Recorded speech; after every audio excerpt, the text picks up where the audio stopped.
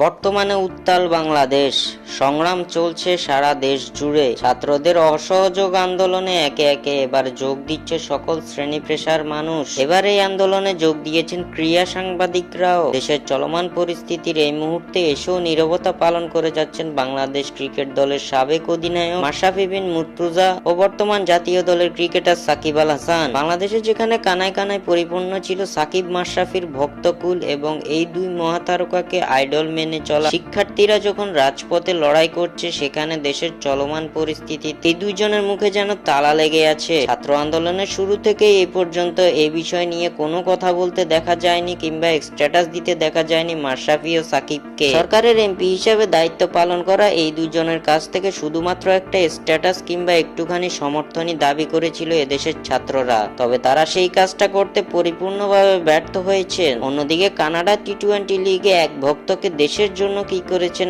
এমন প্রশ্ন করে সমালোচনা ও তীব্র নিন্দিত হচ্ছেন সাকিব আল হাসান। এমন অবস্থায় এবার শক্ত অবস্থানে দেশের সব ক্রীড়া সাংবাদিক। ছাত্রদের আন্দোলনকে সমর্থন জানিয়ে আজ রাজপথে নেমেছে রিয়াসাত আজিম, নট আউট নোমান সহ সকল ক্রীড়া সাংবাদিকরা।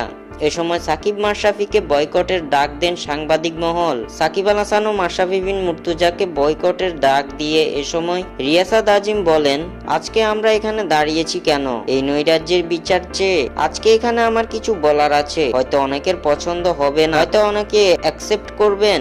সেটা হচ্ছে আজকে আমরা কারো নাম উল্লেখ করব না।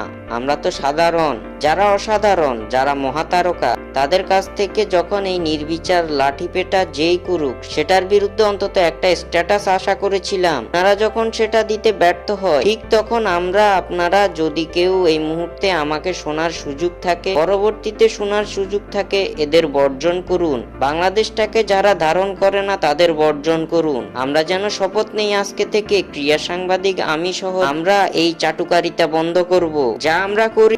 এভাবে সাকিব আল হাসান ও মাশরাফি বিন মুর্তজাকে বর্জনের ও বয়কটের ডাক দিয়েছে দেশের সকল ক্রীড়া সাংবাদিক।